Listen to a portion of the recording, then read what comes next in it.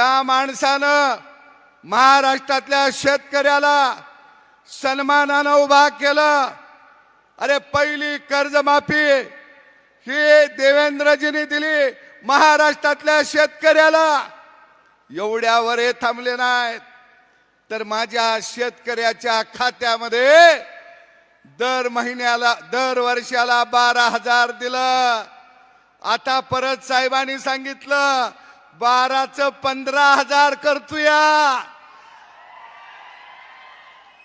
तेवढ्यावर साहेब थांबले नाही।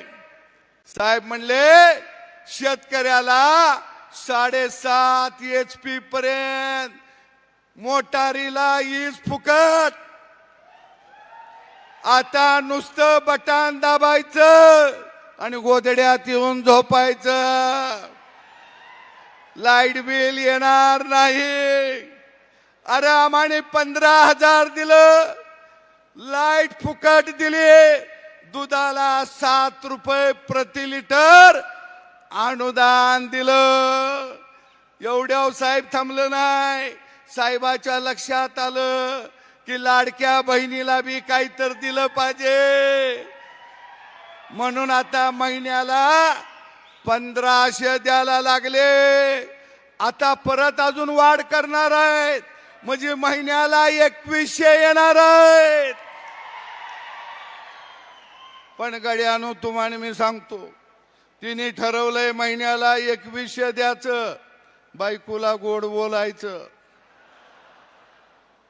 जर तुम्ही तिला म्हणला कमळाकडे बटन दाबायचं नाही, तर 2,100 बंद होणार आणि आपला भाकरी तुकडा बी बंद होणार। अरे हे म्हणत आहेत गावगाड्यातल्या माय माऊलीला का दिलं?